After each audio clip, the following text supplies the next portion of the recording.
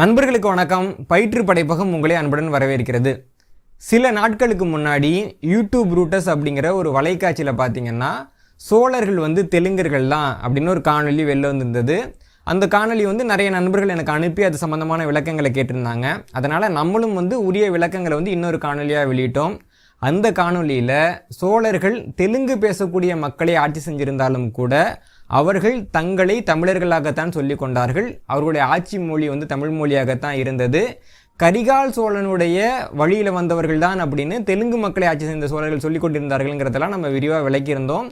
அது கூடவே இப்போ தமிழ்நாட்டில் சோழர்கள் தெலுங்கர்கள் அப்படின்னு சொல்லக்கூடிய இந்த தெலுங்கு பேசக்கூடிய மக்கள் ஆந்திராவிலேயோ தெலுங்கானாவிலேயோ சோழர்கள் அந்த தெலுங்கு பேசக்கூடிய மக்களின் முன்னோர்கள் தான் அப்படிங்கிறத சொல்லலை அப்படிங்கிறத அடிக்கோடிட்டு காமிச்சோம். எல்லாத்துக்கும் மேலே ராஜராஜ சோழனை கிண்டல் பண்ணி ரொம்ப வெறுப்பை உமிழ்கிற விதமாக ராஜராஜ சோழன், அதாவது ராஜராஜன் திருடன் அப்படிங்கிற ஒரு தலைப்பில் ஒரு தெலுங்கு படம் எடுக்கப்பட்டதையும் அந்த படத்தை தெலுங்கு பேசக்கூடிய மக்களோ அல்லது தெலுங்கு பேசும் மக்களோட அமைப்போ கண்டிக்கலை அப்படிங்கிறதையும் நம்ம சுட்டி காமிச்சிருந்தோம். ஒருவேளை சோழர்கள் தெலுங்கர்கள் அப்படின்னு இவங்க மனப்பூர்வமாக நம்பி இருந்தாங்க அப்படின்னா சோழர்கள் மேலே இப்படி ஒரு வெறுப்பு உமிழப்படுறப்போ அதை அவங்க வேடிக்கை பார்த்துருக்க மாட்டாங்க அப்படின்னு நம்ம காணொலியில் சொல்லியிருந்தோம். அந்த காணொலியை மெய்ப்பிக்கிற மாதிரி அதே யூடியூப் ரூட்டர்ஸுங்கிற வலைக்காட்சியில் இப்போ ராஜராஜ சோழன் தான் தீண்டாமையை கொண்டு வந்தார் அப்படின்னு ஒரு காணொலி வெளியாகி இருக்கு. பைபிள் கதைகளில் சாலமன் அப்படிங்கிற ஒரு அறிவாளி அரசனை பற்றின ஒரு கதை இருக்கும். அந்த சாலமன் அரசன் கிட்டக்க 2 பெண்கள் ஒரே குழந்தைக்கு உரிமை கோருவாங்க. 2 பேருமே இது என்னோட குழந்தை தான், என்கிட்ட கொடுங்க அப்படின்னு சொல்கிறப்போ அந்த சாலமன் அரசர் என்ன சொல்லுவார்னா, இது யாரோட குழந்தைன்னு என்னால் கண்டுபிடிக்க முடியல, அதனால் இந்த குழந்தைய 2 துண்டாக்கி ஆளுக்கு பாதி தர்றேன் அப்படிம்பாரு.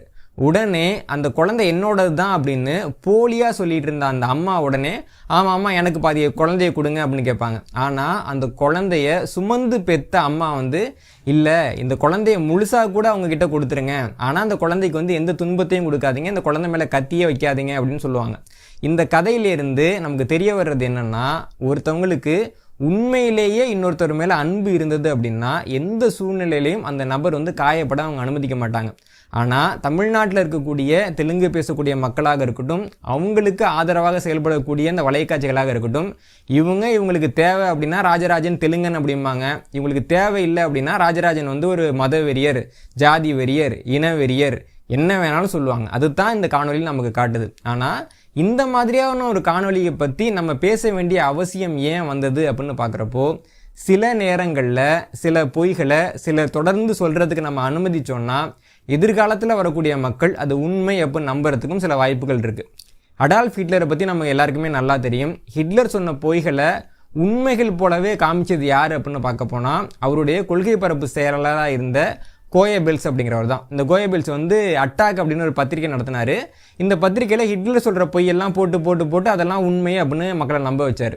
அந்த கோயபெல்ஸ் சொன்ன தத்துவம் என்ன அப்படின்னு பார்க்க போனால், ஒரு பொய்யை திரும்ப திரும்ப திரும்ப சொல்லிக்கிட்டே இருந்தால் அந்த பொய் உண்மையாயிடும் அப்படிங்கிறது தான்.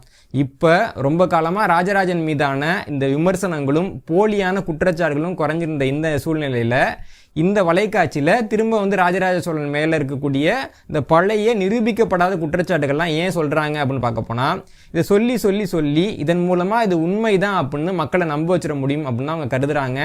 இன்னும் நல்லா கவனிக்க வேண்டியது, ஒருவேளை அவங்க இப்படி சொல்லிக்கிட்டே இருக்கிறதுக்கு நாமெல்லாம் அனுமதிச்சோன்னா அதெல்லாம் உண்மைதான் அப்படின்னு எல்லாரும் நினைக்கக்கூடிய ஒரு சூழ்நிலை இன்னைக்கு வந்திருக்கு. இன்றைக்கி நம்ம இதை பற்றி பேசலை அப்படின்னா நாளைக்கு ராஜராஜன் மேலே ஏற்பட போகிற ஒரு பெரிய களங்கத்தை நம்மள யாராலையுமே தொடக்க முடியாது.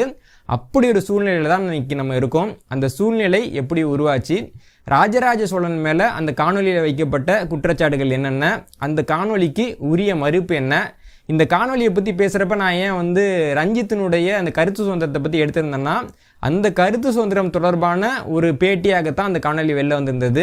ரஞ்சித்தினுடைய பேச்சுக்கும் அந்த காணொலியில் கூறப்பட்டிருக்கக்கூடிய கருத்துக்கும் நடுவில் இருக்கக்கூடிய தொடர்பு என்னங்கிறத பற்றியெல்லாம் இந்த காணொலியில் நம்ம விரிவாக பார்க்க போகிறோம். இந்த காணொலியை முழுக்க பாருங்கள், நிறைய தமிழர்களுக்கு பரப்புங்க. ரொம்ப ரொம்ப மிக முக்கியமான விஷயத்தை பற்றி தான் இதில் நம்ம பேச போகிறோம். வாங்க காணொலிக்குள்ளே போகலாம்.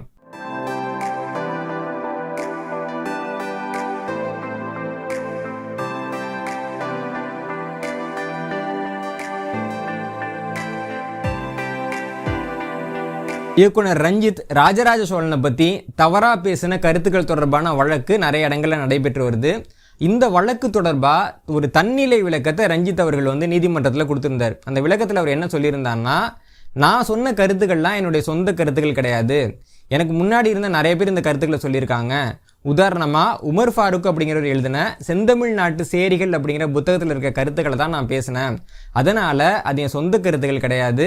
இந்த கருத்துக்களுக்காக எல்லாரும் வந்து என்ன வந்து ஒரு கட்டம் கட்டி தாக்குறாங்க, இது வந்து தவறானது அப்படின்ற மாதிரி அவங்க ஒரு தன்னிலை விளக்கத்தை கொடுத்துருந்தாங்க.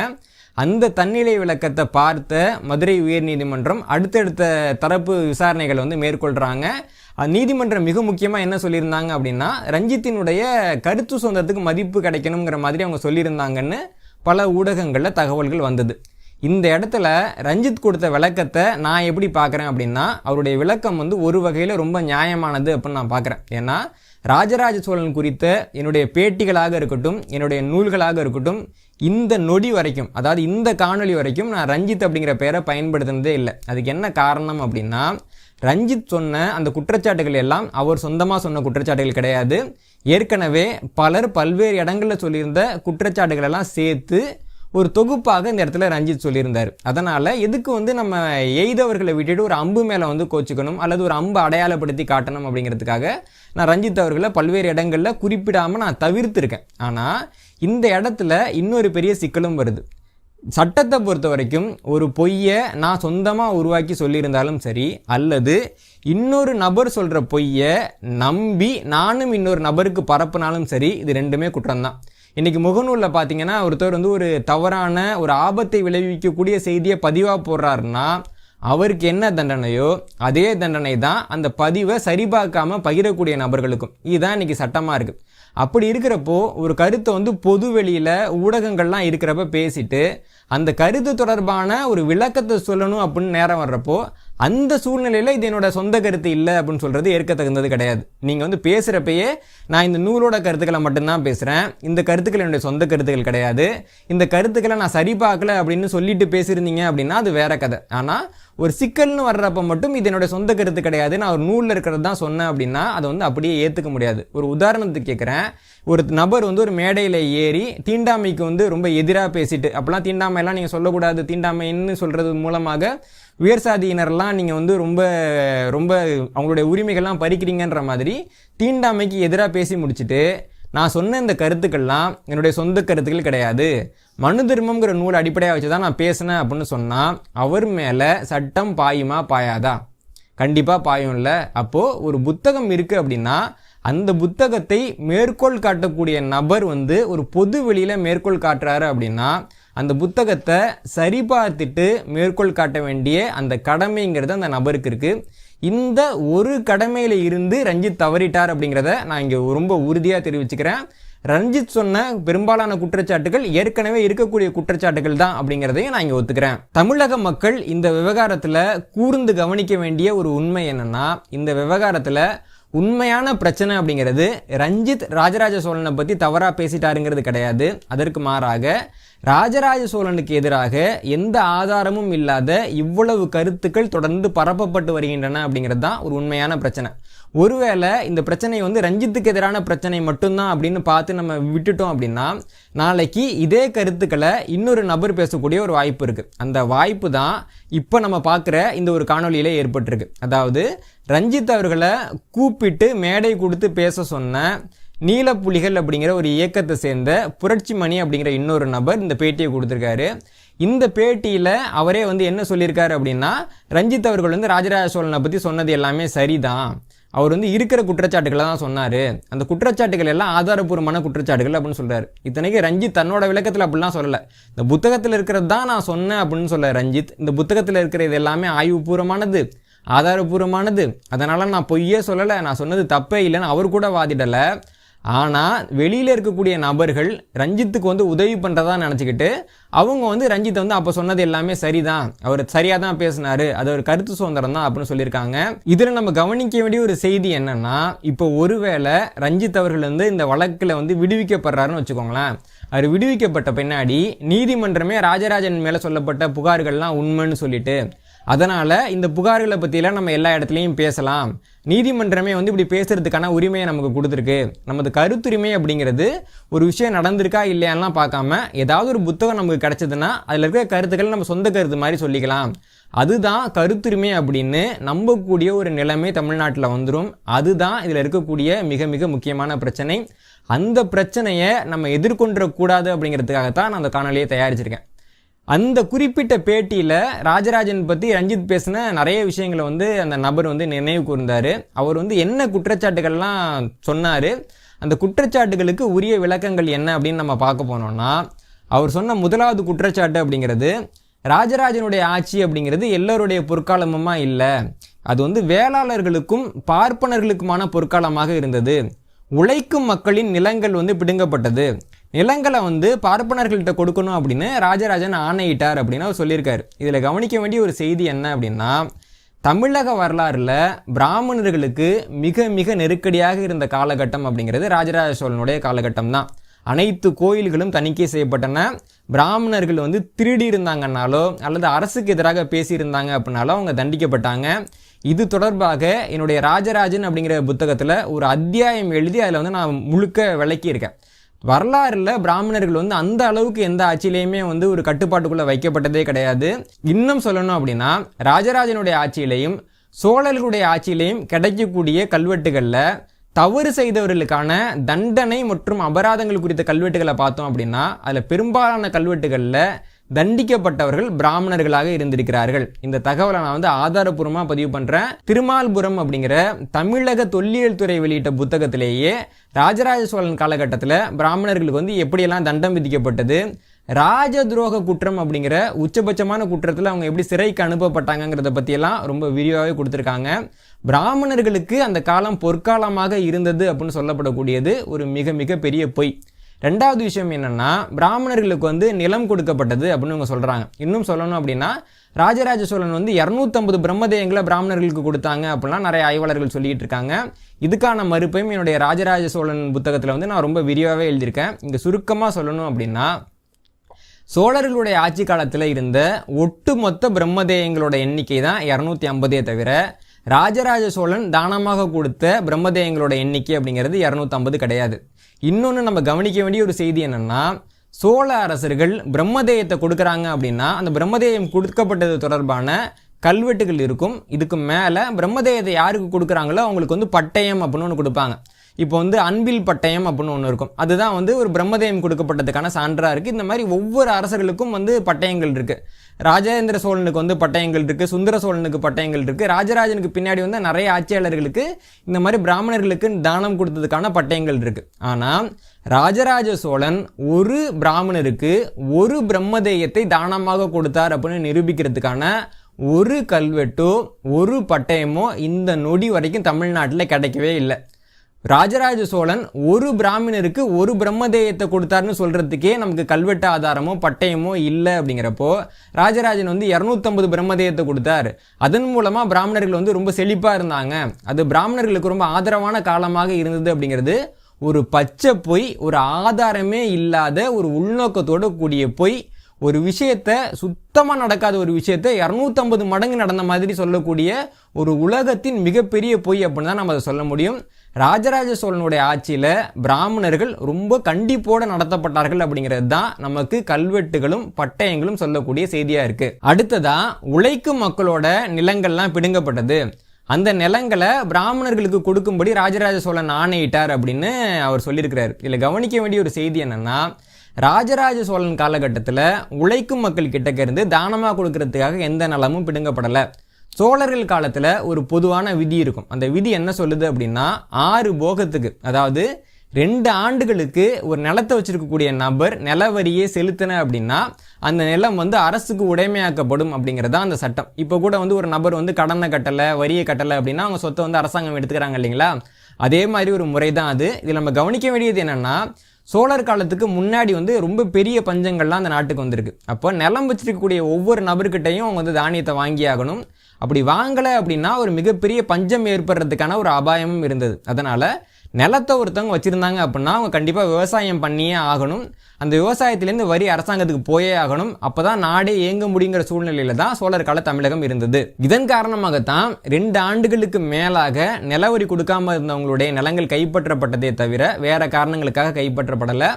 அப்படி நிலம் கைப்பற்றப்படுறப்போ அதே ஊரில் இருக்கக்கூடிய விவசாயம் செய்யக்கூடிய இன்னொரு நபருக்கு தான் அந்த நிலம் கொடுக்கப்பட்டதே தவிர ஒரு நிலத்தை வந்து கைப்பற்றி பிராமணர்களுக்கு வந்து கொடுத்தாங்க அப்படின்னு நிரூபிக்கக்கூடிய ஒரு கல்வெட்டு கூட இங்கே கிடைக்கல. ரெண்டாவதா சில இடங்களில் பார்த்தீங்க அப்படின்னா அரசு ஊழியர்களுக்கு ஜீவிதம் அப்படிங்கிற பேரில் ஒரு நிலத்தை கொடுப்பாங்க. அதாவது இப்போ வந்து அரசு ஊழியர்களுக்கு குவார்டர்ஸ் கொடுக்குறாங்க இல்லைங்களா, அதே மாதிரி சோழர் காலத்தில் வந்து அரசு ஊழியர்களுக்கு ஜீவிதம் அப்படின்னு ஒரு நிலம் கொடுப்பாங்க. அந்த நிலத்திலேருந்து வரக்கூடிய வருவாயை அந்த அரசு ஊழியர் எடுத்துக்கலாம். ஒருவேளை அந்த அரசு ஊழியர் சரியாக செயல்படாமல் அவர் வந்து பணி நீக்கம் செய்யப்பட்டார்னா அரசாங்கம் ஏற்கனவே கொடுத்த அந்த நிலத்தை திரும்பி வாங்கிப்பாங்க. அதாவது வந்து ஒரு கவர்மெண்ட் ஆஃபீஸருக்கு கொடுத்த குவார்டர்ஸை அவர் வேலையை விட்டு போகிறப்ப திரும்பி வாங்கிக்கிற மாதிரியான ஒரு சூழ்நிலை தான் இது. இப்படியாக ஜீவிதமாக கொடுக்கப்பட்ட சில நிலங்களை பதவி நீக்கம் செய்யப்பட்டவர்கள்ட்டேருந்து சோழ அரசர்கள் வந்து திரும்பி வாங்குறப்போ பதவி நீக்கம் செய்யப்பட்ட அந்த அவமானத்தால் அவங்க வந்து தீக்குளிக்கிறாங்க, இதுக்கு எதிராக போராடுறாங்க. இதை சில கல்வெட்டுகளை சரியாக படிக்க தெரியாதவங்க படித்ததுனால சோழர்கள் காலத்தில் மக்கள்கிட்டேருந்து நிலத்தை பிடிங்கிட்டாங்க. அதனால தான் வந்து அவங்க அரசாங்கத்துக்கு எதிராக வந்து தீக்குளிச்சாங்க, அரசாங்கத்துக்கு எதிராக போராடினாங்கன்னு எழுதினாங்க. இப்படியாக ஜீவித நிலங்களும் சரியாக வரி கட்டாத நிலங்களும் தான் அரசால் வந்து திரும்பி வாங்க கொள்ளப்பட்டதே தவிர ஒரு நிலத்தை வந்து சோழர்கள் பிடுங்கிக்கிட்டாங்க அப்படின்னு சொல்கிறதுக்கே இந்த நொடி வரைக்கும் ஒரு ஆதாரமும் இல்லை. அது இல்லாமல் விளைச்சல் நல்லா இருக்கிற ஒரு நிலத்தை வந்து பிடுங்கி பிராமணர்களுக்கு கொடுத்தாங்க, அப்படி கொடுக்கும்படியாக வந்து ராஜராஜ சோழனே வந்து சொன்னார் அப்படின்னு சொல்கிறாங்க இல்லைங்களா, அது வந்து ஒரு முழு பொய். இந்த கருத்துக்கும் எந்த ஒரு கல்வெட்டு ஆதாரமும் இந்த நொடி வரைக்கும் கிடைக்கல. ரெண்டாவதாக சொல்லப்பட்ட குற்றச்சாட்டு என்ன அப்படின்னா ராஜராஜ சோழன் தான் தளிச்சேரின்னு ஒன்று ஆரம்பித்தார், குடும்ப பெண்களெல்லாம் அங்கே கொண்டு வந்து தள்ளினார், அதன் மூலமாக பாலியல் தொழிலை உருவாக்குனாரு அப்படிலாம் அவங்க சொல்கிறாங்க. இது வந்து ஒரு மிக அராஜகமான பொய். ஏன்னா தளிச்சேரி அப்படிங்கிற ஒன்று சோழர்கள் காலத்தில் உருவாக்கப்படலை, அது உருவாக்கப்பட்டது பல்லவர்கள் காலத்தில் 7ஆம் 8ஆம் நூற்றாண்டில் தான் வந்து உருவாக்கப்பட்டது. சோழர் காலத்துக்கு முன்னாடி இருந்த நால்வர்கள் பாடின தேவாரம் திருவாசகத்தில் பார்த்தோம் அப்படின்னாலே இந்த தளிச்சேரிகள் பற்றின நிறைய குறிப்புகள் இருக்கும். ராஜராஜன் தான் தளிச்சேரியை உருவாக்குனார் அப்படிங்கிறது முதலாவது பொய். ரெண்டாவது பொய் என்னன்னா ராஜராஜ சோழன் காலத்தில் மட்டும் இல்லை, தமிழ் அரசர்கள் ஆட்சி செய்யக்கூடிய அந்த ஒட்டுமொத்த காலகட்டத்திலையுமே தளிச்சேரியில் இருக்கக்கூடிய பெண்கள் வந்து பாலியல் நோக்கத்தோட ஒருபோதும் அணுகப்பட்டதே கிடையாது. இதை நான் மட்டும் சொல்லலை, ஐரோப்பாவை சேர்ந்த ஒரு பெண் ஆய்வாளர், முனைவர் பட்டம் பெற்ற ஒரு ஆய்வாளர், கோவில் பெண்களை பற்றியே வந்து ஒரு ஆய்வு பண்ணி முனைவர் பட்டம் வாங்கினவங்க, அவங்க தான் இந்த லெஸ்லி சி ஓர் அப்படிங்கிறவங்க. அவங்க எழுதின புத்தகத்தில் கோவில் கல்வெட்டுகளில் இருக்கக்கூடிய சொற்கள் மற்றும் கோவில் பெண்களை பற்றி அவங்க எழுதுகிறப்போ இந்தியாவில் தமிழகத்தில் இருக்கக்கூடிய கோயில்களில் பெண்கள் வந்து பாலியல் தொழிலாளியாக பார்க்கப்பட்டதே கிடையாது, கல்வெட்டுகள்லையும் அவங்க பாலியல் தொழிலாளிகளாக குறிக்கப்பட்டதே இல்லை அப்படிங்கிற ஒரு மிக முக்கியமான ஒரு தரவை கொடுக்குறாங்க. அவங்க வந்து 850ஆவது ஆண்டில் ஆரம்பித்து 1300ஆவது ஆண்டு வரைக்கும் இருக்கக்கூடிய அனைத்து கோவில் கல்வெட்டுகளையும் ஆய்வு பண்ணுறாங்க இந்தியா முழுக்க. ஆனால் தமிழகத்தை சேர்ந்த கோயில்களில் பெண்கள் வந்து பாலியலுக்காக வைக்கப்பட்டார்கள் அப்படின்னோ அவங்க வந்து தவறாக பார்க்கப்பட்டார்கள் அப்படின்னோ ஒரு சின்ன தரவு கூட கிடைக்கல அப்படின்னு இந்த ஆய்வாளர் சொல்லியிருக்காங்க. ராஜராஜ சோழன் காலகட்டத்தில் தளிச்சேரியில் இருந்த பெண்கள் அப்படிங்கிறவங்க இறைவனை வந்து தன்னுடைய உறவாக கருதி இருந்தவங்க தான். சில பெண்கள் வந்து இறைவனை தன்னுடைய தந்தையாக கருதி இருந்தாங்க, சில பெண்கள் வந்து கணவனாகவும் கருதி இருந்தாங்க. இறைவனுடைய உறவுக்காரர்கள் அப்படின்னு கருதி இருந்த பெண்கள் தான் தளிச்சேரி பெண்களாக இருந்தாங்க. அவர்கள் சோழர் காலத்தில் ஒருபோதும் எந்த இடத்துலையும் பாலியல் தேவைகளுக்காக அணுகப்பட்டதே கிடையாது அப்படிங்கிறதான் வரலாற்று உண்மை. இதை பற்றியும் என்னுடைய ராஜராஜ சோழன் புத்தகத்தில் நான் ரொம்ப விரிவாகவே எழுதியிருக்கேன். மூணாவது மிகப்பெரிய குற்றச்சாட்டு என்ன அப்படின்னா ராஜராஜ சோழன் காலத்தில் தான் தீண்டாமை அப்படிங்கிற ஒன்றே உருவானது. தாழ்த்தப்பட்ட மக்கள் வந்து சேரிகளில் வந்து தங்க வைக்கப்பட்டாங்க, ஊருக்கு ஒதுக்குப்புறமாக தங்க வைக்கப்பட்டாங்க. தீண்டாமைங்கிற சொல் வந்து ராஜராஜ சோழன் காலகட்டத்தில் தான் முதலாக கண்டுபிடிக்கப்பட்டதுன்னு ரொமிலா தாப்பரே சொல்லிட்டாங்க அப்படிங்கிறது ஒரு மிகப்பெரிய குற்றச்சாட்டு. யார் இந்த ரொமிலா தாப்பர் அப்படின்னு பார்க்குறப்போ அசோகன் எழுதின அசோக பிராமியில் இருந்து தான் தமிழிங்கிற தமிழ் பிராமி வந்தது அப்படின்னு சொன்னவங்க தான் அந்த ரொமிலா தாப்பர். ஆனால் இன்னைக்கு ஆய்வு பண்ணுறப்போ அசோக பிராமி உருவாகிறதுக்கு 3 நூற்றாண்டுகள் முன்னாடியே தமிழி உருவாகிட்டு அப்படின்னும் தமிழிலேருந்து உருவானது தான் அசோக பிராமி அப்படின்னு நிரூபிக்கப்பட்டிருக்கு. இந்த கருத்தை வந்து ரொமிலா தாப்பரும் ஏற்றுக்கிட்டு நான் வந்து ஆய்வு பண்ணது தவறான ஒரு முடிவுக்கு கொண்டு போச்சு அப்படின்னு அவங்க ஒத்துக்கிட்டாங்க. இவ்வளவு தான் ரொமிலா தாப்பர். ரொமிலா தாப்பர் சொல்லிட்டாங்க அப்படின்னா ஹைகோர்ட் சொல்லிட்டு அப்படின்லாம் ஒன்றும் அர்த்தம் கிடையாது. இந்த ரொமிலா தாப்பர் கொண்டு வந்த ஆய்வு முடிவுகள்லேயே ரொம்ப மோசமான ஆய்வு முடிவு அப்படிங்கிறது தீண்டாமை குறித்த உங்களுடைய ஆய்வு தான். ஏன்னா சோழர்கள் காலத்தில் கிடைச்ச 2 கல்வெட்டுகளில் ஒரு கல்வெட்டு வந்து தீண்டாச்சேரி பரச்சேரி அப்படின்னு குறிக்குது. இன்னொரு கல்வெட்டில் வந்து தீண்டாச்சேரியில் இருக்கிறவங்க இந்த குளத்தில் தண்ணி எடுக்கக்கூடாதுன்னு வருது. இந்த 2 கல்வெட்டுகளையும் அப்படியே வச்சுக்கிட்டு சோழர்கள் காலத்திலேயே தீண்டாமைங்கிறது இருந்தது, மக்கள் சேரிகளில் வைக்கப்பட்டாங்க, அந்த மக்கள் வந்து பொது குளத்தில் தண்ணி எடுக்கக்கூட அனுமதிக்கப்படலை அப்படின்னு ஒரு முழு கதையை ரொமிலா தாப்பர் எழுதியிருந்தாங்க. இங்கே கவனிக்க வேண்டிய ஒரு செய்தி என்னன்னா, இப்போ தீண்டாச்சேரி அப்படிங்கிற இடத்துல தான் தாழ்த்தப்பட்ட மக்கள்லாம் தங்க வைக்கப்பட்டிருந்தாங்க அப்படின்னா எந்த சாதியை சேர்ந்த மக்கள் அந்த தீண்டாச்சேரியில் தங்க வைக்கப்பட்டிருந்தாங்க அப்படிங்கிற கேள்விக்கு இந்த நொடி வரைக்கும் பதில் இல்லை. ஏன்னா சோழர்கள் காலத்தில் பரச்சேரியில் இருந்த மக்களுக்கு அவங்க வந்து பொது குளத்தில் தண்ணி எடுக்கிறதுக்கோ அவங்க கோவிலுக்கு வர்றதுக்கோ கோவிலை பூசாரியாக இருக்கிறதுக்கோ கூட எந்த ஒரு தடையும் விதிக்கப்படலை. அவங்க வந்து உயர்ந்த மக்களாகத்தான் சோழர்கள் காலத்தில் கருதப்பட்டாங்க. அவர்களுக்கு வந்து ராஜராஜன் அப்படிங்கிற பட்டம் கூட கொடுக்கப்பட்டது. அப்போது தீண்டாச்சேரியில் இருந்த மக்கள் யார் அப்படின்னு கேட்டால் அதுக்கான எந்த பதிலையும் இன்னும் கொடுக்க முடியல. உண்மையில் பார்க்க போனால் தீண்டா அப்படிங்கிற அந்த சொல் இருக்குல்ல, அந்த சொல்லுக்கு என்ன அர்த்தம்னா நான் அடுத்தவங்களை தீண்ட மாட்டேன் அப்படிங்கிறது தான் அர்த்தம். தீண்டாமை அப்படின்னா என்ன அடுத்தவங்க தீண்ட மறுக்கிறாங்க அப்படிங்கிறது அர்த்தம். அப்போ தீண்டாச்சேரியில் இருக்கிற மக்களை அடுத்தவங்க தொடமாட்டாங்கன்றது அர்த்தம் கிடையாது, பிறரை தீண்டாச்சேரியில் இருக்கிற மக்கள் தொடமாட்டாங்க அப்படின்னு அர்த்தம். இந்த தீண்டாச்சேரியில் இருந்த மக்கள் யாரு, தீண்டாமை அப்படிங்கிற சொல்லுக்கும் தீண்டாச்சேரிங்கிற சொல்லுக்கும் நடுவில் எந்த தொடர்பும் இல்லை, அது ஏங்கிறத பற்றியெல்லாம் என்னுடைய ராஜராஜ சோழன்கிற புத்தகத்தில் நான் வந்து விரிவாகவே வந்து பதிவு பண்ணியிருக்கிறேன். தீண்டாமைங்கிறது சோழர்கள் காலத்தில் இருந்தது அப்படிங்கிறது ஒரு முழு பொய். அடுத்து சொல்லப்படுற மிக முக்கியமான குற்றச்சாட்டு என்னன்னா, சோழர்கள் காலத்தில் குடிமக்கள் மேலே 400க்கும் மேற்பட்ட வரிகள் விதிக்கப்பட்டன, மக்கள் சுரண்டப்பட்டாங்க அப்படிங்கிறது தான். இதில் வந்து ரொம்ப எளிமையான புரிதல் என்ன அப்படின்னா, ஒரு குறிப்பிட்ட நபர் மேலே அதிகபட்சமாக 2-3 வரி தான் இருக்கும். 400 வரி அப்படின்னு சொல்கிறாங்கன்னா, இப்போ குயவர்களுக்குன்னு தனியாக ஒரு வரி இருக்கும், அதே மாதிரி வந்து சலவை செய்யக்கூடிய தொழிலாளர்களுக்குன்னு ஒரு தனியாக வரிகள் இருக்கும், வணிகம் செய்யக்கூடியவர்களுக்குன்னு தனியாக வரிகள் இருக்கும், விவசாயிகளுக்குன்னு தனியாக வரிகள் இருக்கும். இந்த வரிகள் எல்லாத்தையும் மொத்தமாக கூட்டி தான் 400 வரிகள் வருதே தவிர ஒரு குறிப்பிட்ட நபர் மேலே 400 வரிகளை விதிச்சாங்க அப்படின்னு சொல்லப்படுறதெல்லாம் போய். இது போக சோழர்கள் காலத்தில் யார் மேலேயும் வந்து அதிக அளவிலான வரிகள்லாம் போடப்படலை. ஏன்னா சுதந்திர இந்தியாவில் பார்த்தீங்க அப்படின்னா சூப்பர் டேக்ஸ் அப்படின்னு ஒரு வரி போட்டாங்க. சூப்பர் டேக்ஸ் அப்படிங்கிறது ஒரு நபர் வந்து 100 ரூபாய் சம்பாதிக்கிறாருன்னா 90 ரூபாயை அரசாங்கத்துக்கு வரியாக செலுத்தணும். இந்தியாவில் வந்து அந்த டாக்ஸ் சிஸ்டம் இருந்தது.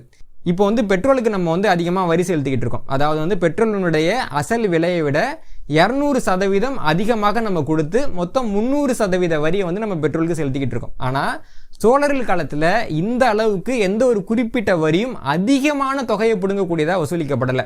எல்லாமே ரொம்ப சின்ன சின்ன வரிகளாகத்தான் இருக்கும். அந்த வரிகளும் கூட பணமாகத்தான் வந்து வசூலிக்கப்படும் அப்படின்னு கிடையாது. ஒரு விவசாயி இருக்காருன்னா அந்த விவசாயி வந்து தன்னுடைய வரியை விளைபொருளாகவே செலுத்திக்கலாம். அதுக்கான முழு கட்டமைப்பு வசதிகளும் சோழர்கள் காலத்தில் இருந்தது. அதனால சோழர்கள் காலத்தில் 400 வகையான வரி போட்டாங்க. அதனால 365 நாளில் மக்கள் வந்து 400 வகையான வரியை செலுத்துறதுலேயே வாழ்க்கையை கழிச்சாங்க அப்படின்னு சொல்றதெல்லாம் பச்சை போய். இதில் வந்து எந்த உண்மையும் கிடையாது. அடுத்து சொல்லப்பட்ட மிக முக்கியமான குற்றச்சாட்டு என்ன அப்படின்னு பார்க்க போனால், சோழர்கள் ஆட்சியில் பார்ப்பனர்களுக்கு வந்து முழு வரி விலக்கு கொடுக்கப்பட்டிருந்தது, வேற யாருக்குமே வரி விலக்கு கொடுக்கல அப்படிங்கிறது தான். இங்கே கவனிக்க வேண்டிய ஒரு செய்தி என்னன்னா, ராஜேந்திர சோழனுடைய கரந்தை செப்பேட்டு தொகுதியை பார்க்குறப்போ அங்கே வாழ்ந்த பிராமணர்கள் கிட்டக்க பாதி அளவுக்கு வரி வசூலிக்கப்பட்டது அப்படிங்கிற குறிப்பு இருக்குது. ஆனால் அதே சமயம் அங்கே வாழ்ந்த பறையர் இனத்தை சேர்ந்த மக்கள் கிட்ட இருந்தும் கம்மாளர் இனத்தை சேர்ந்த மக்கள் கிட்டக்க இருந்தும் எந்த வரியுமே வாங்கப்படலை. அவர்களுக்கு முழு வரி விலக்கு கொடுக்கப்பட்டது அப்படிங்கிற தகவல் வந்து அந்த கரந்தை செப்பேட்டில் இருக்குது. சோழர்கள் காலத்தில் பிராமணர்கள் கிட்ட வரியை வாங்கலை அப்படிங்கிறது ஒரு பச்சை பொய். இதுக்கு வந்து நிறைய ஆதாரங்கள் நம்ம அடுக்க முடியும். இன்னும் சொல்லணும் அப்படின்னா, ஒரு 500-600 ஆண்டுகளுக்கு பின்னாடி பிராமணர்கள்கிட்ட மீண்டும் வரி வாங்கக்கூடிய முறையை அறிமுகப்படுத்தினதே வந்து சோழர்கள் தான். ஏன்னா களப்பிரர்கள் காலமாக இருக்கட்டும் அல்லது பல்லவர்கள் காலமாக இருக்கட்டும், பிராமணர்களுக்கு ஒரு நிலத்தை வந்து தானமாக கொடுக்குறாங்க அப்படின்னா அந்த நிலம் வந்து பிராமணர்களுக்கு உடைமையாயிடும். அந்த நிலத்தை வந்து அவங்க விற்கலாம், அந்த நிலத்துக்கு வந்து அவங்க எந்த வரியும் செலுத்த வேணாம். ஆனால் சோழர்கள் காலத்தில் ஒரு நிலம் வந்து பிராமணர்களுக்கு கொடுக்கப்படுது அப்படின்னா அந்த நிலத்தை பிராமணர்கள் வச்சுக்கலாமே தவிர அந்த நிலத்தை விற்கக்கூடிய எந்த உரிமையும் பிராமணர்களுக்கு அளிக்கப்படலை. அதுவும் அந்த தானம் வந்து குறிப்பிட்ட சில ஆண்டுகளுக்கு தான் செல்லும். அந்த தானத்தினுடைய ஆண்டுகள் முடிஞ்சோன்னா அந்த நிலத்தை வந்து அவங்க திரும்ப கொடுத்துடணும். இதற்கு இடையில ஒரு 9 ஆண்டுகள் கிட்டக்க ஒரு நிலத்தை வச்சுருக்காங்க அப்படின்னா அவங்க வந்து 9 ஆண்டுக்கு பின்னாடி பாதி சதவீதமான வரியை செலுத்தணும்.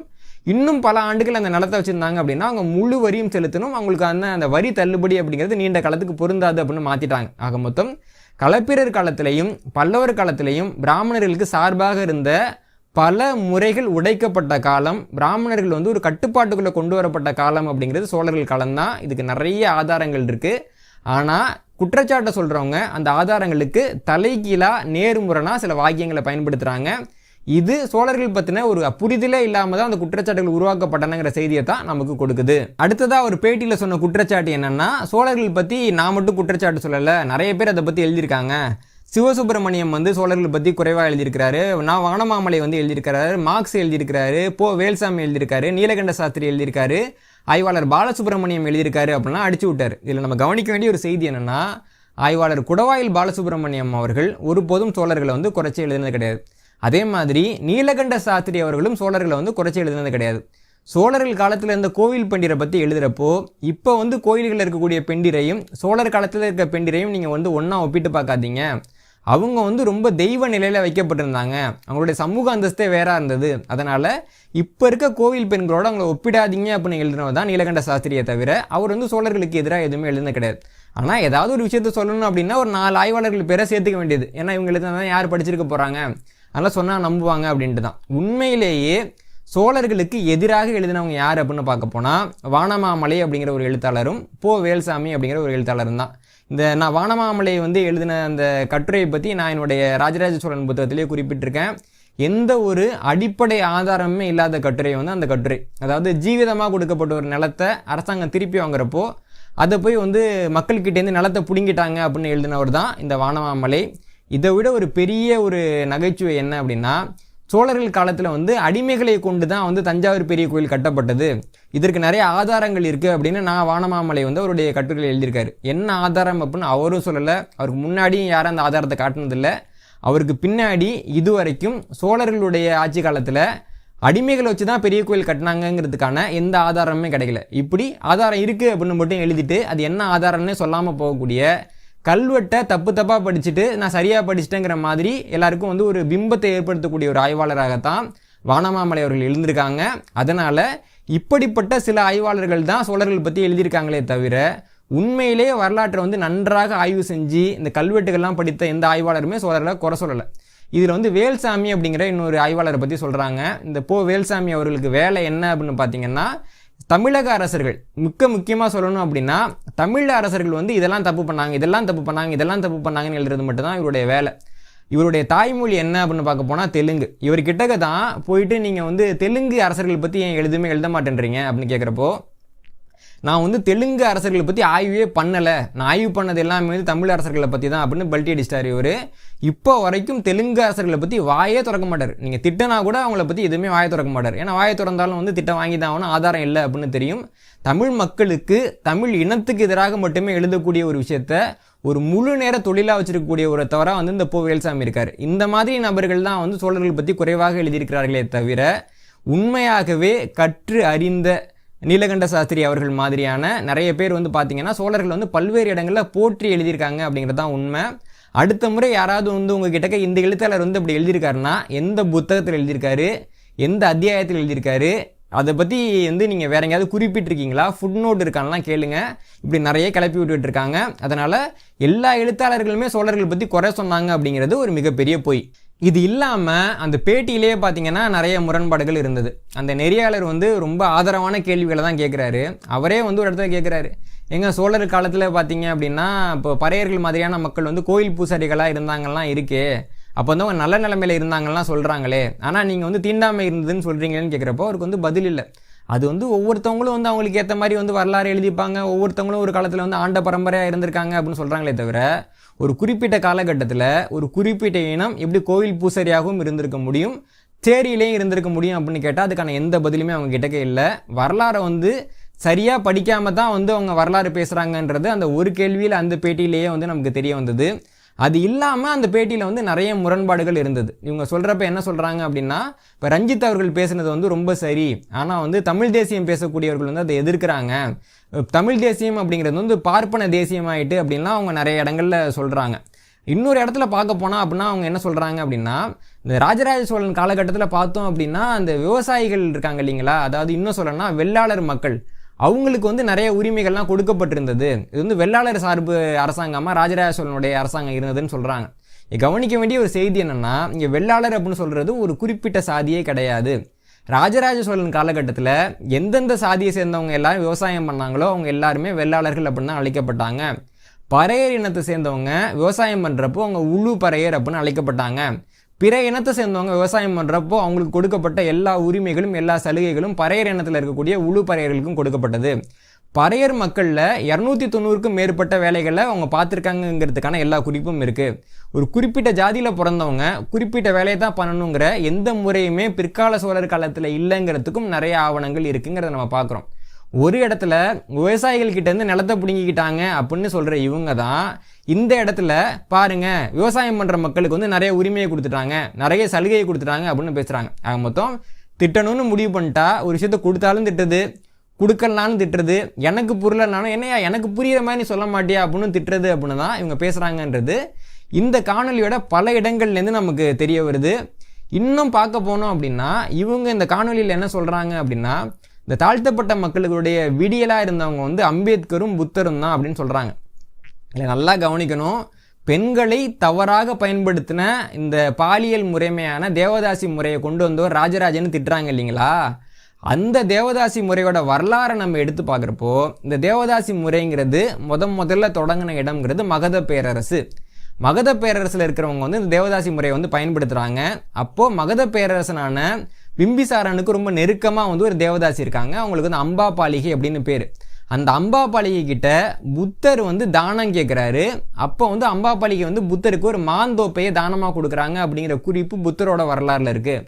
அதற்கு பின்னாடி அம்பாபாலிகை போன்ற ரொம்ப பரவலாக அறியப்பட்ட நிறைய பெண்களை வந்து இவங்க புத்த மதத்தில் சேர்த்துக்கிறாங்க. இதன் மூலமாக ஆடல் பாடலில் ஈடுபடக்கூடிய பெண்களுக்கான ஒரு பகுதி வந்து புத்த மடாலயங்களில் வந்து தனியாக ஒதுக்கப்படுது. பின்னாடி தமிழகத்துக்குள்ள புத்த மடாலயங்கள்லாம் வந்த பின்னாடி ஒரு கட்டத்தில் புத்த மதமும் சமண மதமும் சைவ வைணவத்திட்ட தோக்குது. அப்போது புத்த விகாரங்களில் ஏற்கனவே இருக்கிற அந்த பெண்களை என்ன பண்ணுறது அப்படின்னு கேள்வி வர்றப்போ அவங்க வந்து அந்த கோவிலே இருக்கட்டும் அப்படின்னு விடுறாங்க.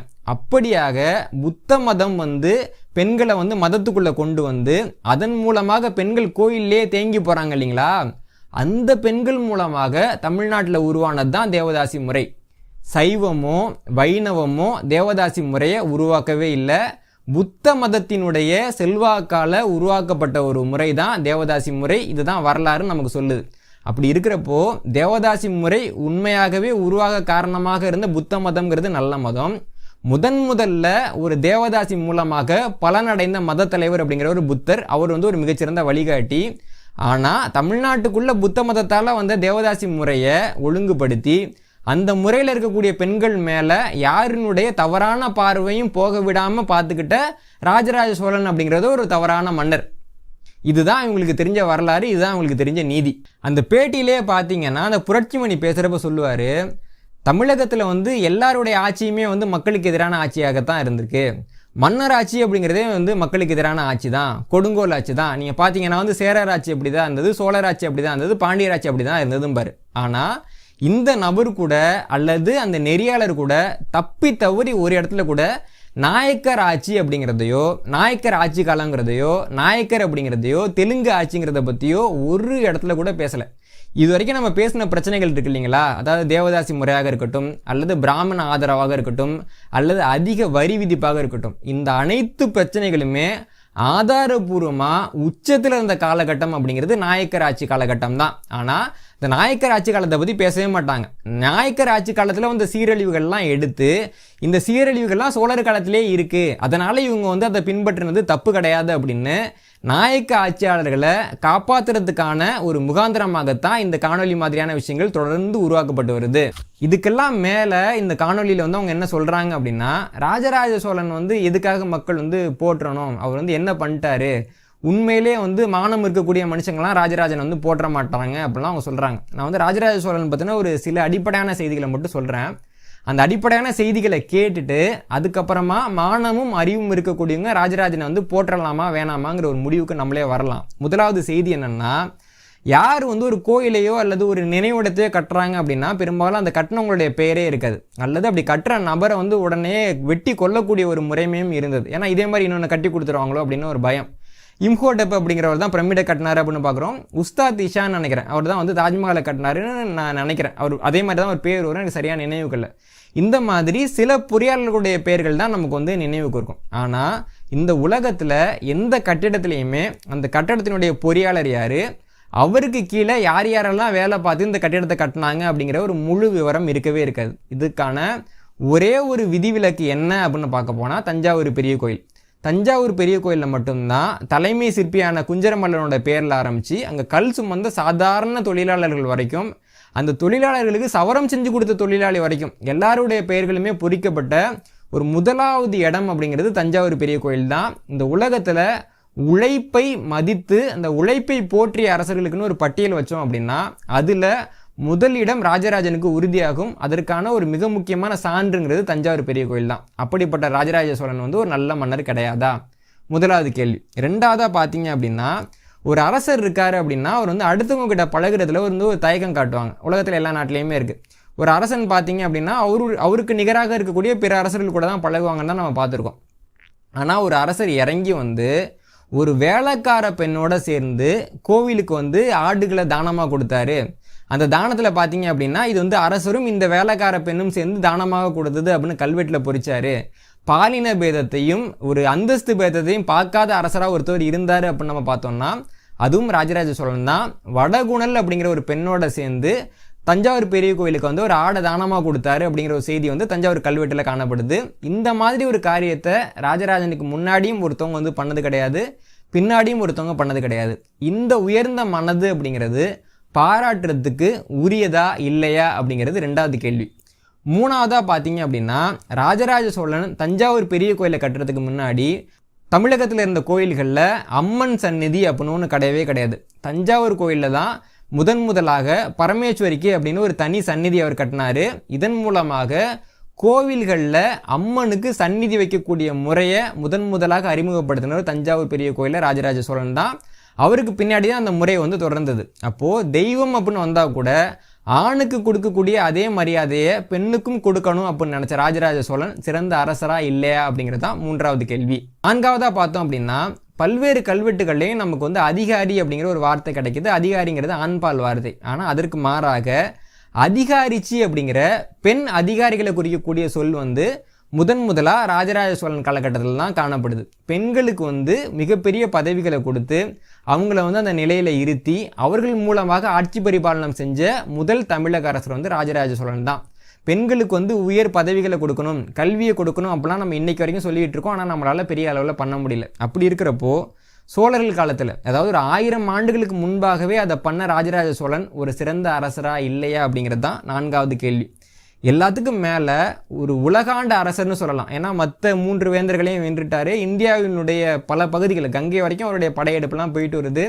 கடல் தாண்டியெல்லாம் போய் வெல்றாரு. அப்படிப்பட்ட அரசர் வந்து தான் உருவாக்கின நீர்நிலைகளில் கல்வெட்டு வைக்கிறப்போ இந்த நீர்நிலைகளை யாராவது நல்லா பார்த்துக்கிட்டாங்க அப்படின்னா அவர்களுடைய பாதம் எனது தலை மீது வைக்க கடவுது அப்படின்னு எழுதுறாரு. அவங்க பாதத்துக்கு கீழே நான் என்னோட தலையை வச்சுக்கிறேன், அவங்க பண்ணுறதான் உண்மையான தொண்டு, நான் வந்தெல்லாம் ஒரு ஆளே கிடையாது அப்படின்னு அவரே தன்னுடைய நிலையை தாழ்த்திக்கிட்டு பொதுமக்களுக்காக பணி செய்ய வரக்கூடியவங்களுடைய நிலையை உயர்த்தி பேசுகிறார். இந்த உயர்ந்த ஒரு பணிவு மிக்க, ஒரு அன்பு மிக்க, ஒரு மனிதநேய மிக்க ஒரு ஆட்சி அப்படிங்கிறது போற்றத்தக்கதா இல்லையா அப்படிங்கிறது அஞ்சாவது கேள்வி. எல்லாத்துக்கும் மேலே தனது குடும்பத்து பட்டங்களை வந்து மற்ற அனைத்து மக்களுக்கும் கொடுத்து அனைத்து சாதி மக்களையும் வந்து ஒரே தட்டில் வச்சு பார்த்து பெண்களுக்கு வந்து சொத்துரிமை கொடுத்து பெண்களுக்கான ஒரு நிலையை இன்னும் உயர்த்தி ஆண்கள் பேரில் கோயிலுக்கு பேர் வந்து வைக்கப்படுறதை நம்ம பார்க்குறோம். ராஜராஜேஸ்வரம் இருக்குது. அதே மாதிரி தன்னுடைய மனைவி பேரால் லோகமாதேவி ஈஸ்வரம் அப்படிங்கிற கோயில் எடுக்கிறதுக்கு வந்து அனுமதி கொடுத்து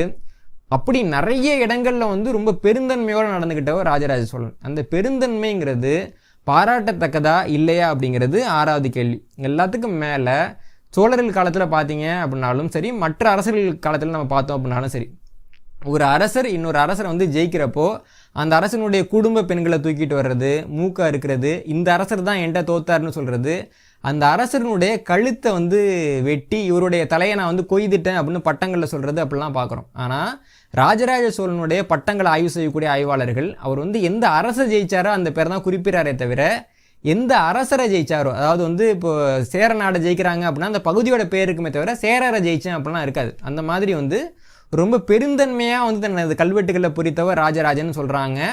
ராஜராஜ சோழனுடைய கல்வெட்டுகளை பார்த்தோம் அப்படின்னா பாண்டியர்களையும் சிங்களர்களையும் மட்டும்தான் அவங்க நேரடியாக குறிப்பிட்டிருப்பாங்க. அதுலேயும் பார்த்தீங்க அப்படின்னா பாண்டியரை சொல்கிறப்போ தேசுகொள் செழியர் அப்படின்றாரு.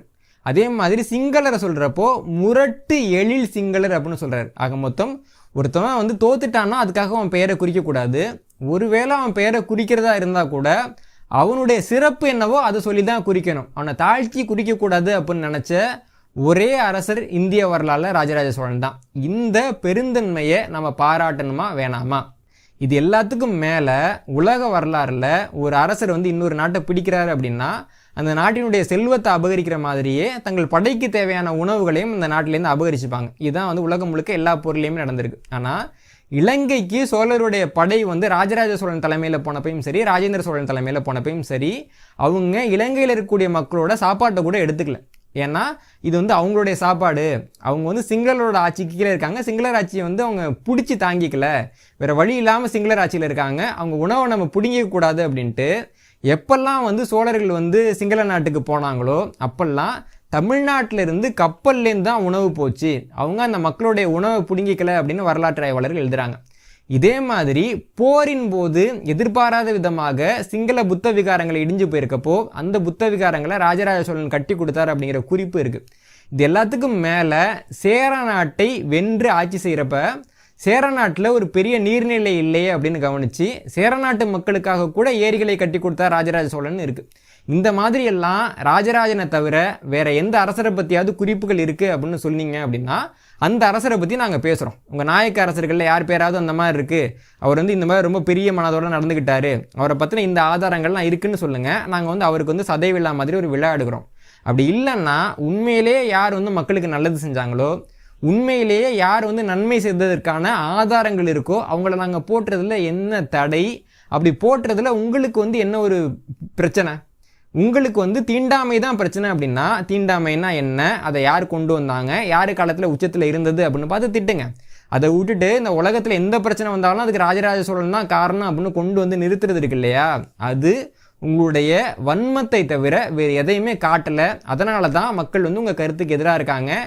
இது கருத்து சுதந்திரத்துக்கு எதிரான ஒரு நிலைப்பாடு கிடையாது. மாறா நீங்கள் சொல்லக்கூடிய வார்த்தைகளின் பின்னாக இருக்கக்கூடிய வன்மத்துக்கு எதிரான நிலைப்பாடாகத்தான் மக்களோட எதிர்வினைங்கிறது இருக்கு. ராஜராஜ சோழன் மேல வைக்கப்பட்ட அவதூறுகள் குறித்த வழக்குகளை விசாரித்து வரக்கூடிய நீதிபதிகளாக இருக்கட்டும், அல்லது இந்த விவகாரத்தில் என்ன நடக்குது அப்படின்னு புரியாம பார்வையாளர்களாக இருக்கக்கூடிய பொதுமக்களாக இருக்கட்டும், உங்க எல்லாருக்குமே வந்து நான் இங்கே ஒரு விஷயத்தை தெளிவுபடுத்த கடமைப்பட்டிருக்கேன். இப்போ ஒரு நபர் வந்து ராஜராஜ சோழனை பற்றி பேசுகிறாரு, நீ எப்படி பேசலாம் அப்படின்னு இன்னொரு நபர் கேட்குறாரு அப்படின்னா அது வந்து கருத்து சுதந்திரத்துக்கு எதிரானது தான். ஒரு நபர் பேசுறாருங்கிறப்ப அதை நம்ம தடுக்கக்கூடாது அப்படிங்கிறது தான் கருத்து சுதந்திரம். இதில் வந்து எந்த மாற்று கருத்தும் கிடையாது. ஆனால் அதே சமயம் ராஜராஜ சோழனை பற்றி இல்லாத ஒரு கருத்தை, ஆய்வு நெறிக்கு முரணான ஒரு கருத்தை, ஆதாரபூர்வமற்ற ஒரு கருத்தை, ராஜராஜ சோழனுக்கு இழிவு வந்து சேர்க்கக்கூடிய ஒரு கருத்தை வந்து ஒரு நபர் சொல்கிறப்போ உங்கள் கருத்து வந்து தவறானது, ஆதாரபூர்வமற்றது. இந்த கருத்து வந்து ஒரு விரோதத்தினுடைய அடிப்படையால் வந்திருக்கு அப்படின்னு நான் நினைக்கிறேன். அதனால் அந்த கருத்தை வந்து நீங்கள் சொல்லாதீங்க அப்படின்னு சொல்கிறதுங்கிறது ஒரு கருத்து சுதந்திரத்துக்கு எதிரான நிலைப்பாடு கிடையாது. மாறா ஒரு பொய்யை, ஒரு புரளியை தடுக்கக்கூடிய ஒரு செயல்பாடாகத்தான் அதை வந்து பார்க்கப்படணும். அதனால் ராஜராஜ சோழன் அப்படின்னு பார்க்குறப்போ தமிழ்நாட்டில் நிறைய மக்கள் வந்து அவரை தங்களுடைய முன்னோராக வந்து நினைக்கிறாங்க, மதிக்கிறாங்க. அதன் காரணமாகத்தான் ராஜராஜ சோழன் பற்றி ஒரு அவதூறு வருது அப்படின்னா பல்வேறு சாதிகளை சேர்ந்த மக்கள் வந்து அந்த அவதூறுக்கு எதிரான வழக்கு தொடுக்கிறாங்க. பல்வேறு மாவட்டங்கள்லேருந்து, பல்வேறு கட்சிகள்லேருந்து, பல்வேறு அமைப்புகள்லேருந்து அதுக்கான எதிர்வினை வருது. இப்போ ராஜராஜ சோழன் அப்படிங்கிறது வந்து குறிப்பிட்ட பிரதிநிதித்துவம். ராஜராஜ சோழன்னா வந்து அவர் ஆரியருக்கானவர் அப்படிங்கிற மாதிரிலாம் இருந்தது அப்படின்னா எல்லாரும் வந்து அவருக்கு ஆதரவாக பேச மாட்டாங்க. அப்போது ராஜராஜ சோழனுக்கு ஆதரவாக நிறைய பேர் வர்றாங்க இல்லைங்களா, அவங்களுடைய புரிதல் என்ன அப்படிங்கிறத முதல்ல பார்க்கணும். இன்னொரு பக்கம் ராஜராஜ சோழனை மக்கள் வந்து தங்கள் மனங்களில் உயர்வான இடத்துல வச்சுருக்கப்போ ஆதாரமே இல்லாமல் நபர்களுடைய நம்பிக்கையை கொச்சப்படுத்துறது, அவங்களுடைய பண்பாட்டு மேலே வந்து சேர வாரி பூசுறது. நீங்கள்லாம் ஒரு காலத்தில் வந்து சாதி வெறியர்களாக இருந்தீங்க, சாதி வெறியர்களால் தான் நீங்கள் ஆளப்பட்டீங்க, நீங்கள்லாம் வந்து ஆரம்ப காலத்திலேயே தீண்டாமையை கொண்டு வந்துட்டீங்க, ஒரு காலத்தில் வந்து நீங்கள் தான் வந்து இந்த பாலியல் முறைமைகளை தப்பாக பயன்படுத்துனீங்க அப்படின்னு சொல்கிற குற்றச்சாட்டு அப்படிங்கிறது அரசர்கள் மீதான குற்றச்சாட்டு மட்டும் இல்லை, மனிதர்கள் மீதான குற்றச்சாட்டும் கூட தான். இப்போ தமிழ் சமுதாயத்தை ஒட்டுமொத்தமாக தலைக்குனிய வைக்கக்கூடிய குற்றச்சாட்டுகள் தான் இங்கே சொல்லப்பட்டிருக்கு. அதனால் ராஜராஜ சோழன் தொடர்பான இந்த சர்ச்சை அப்படிங்கிறது தமிழ் மக்களுடைய மனங்களை எந்த அளவுக்கு காயப்படுத்தியிருக்கு, இது வந்து எந்த அளவுக்கு உள்நோக்கத்தால் உருவாகியிருக்கு அப்படிங்கிறதையும் பார்த்து நீதியரசர்களும் பொதுமக்களும் இந்த விஷயத்தினுடைய முக்கியத்துவத்தை உணர்ந்துக்கணும் அப்படின்னு அந்த இடத்துல ரொம்ப கேட்டுக்கிறேன். இன்னொரு இடத்துல வந்து ராஜராஜ சோழன் தொடர்பாக பேசக்கூடிய நிறைய நபர்கள் வந்து சில குறிப்பிட்ட புத்தகங்களை படிச்சுட்டு தான் வந்து பேசுகிறாங்க.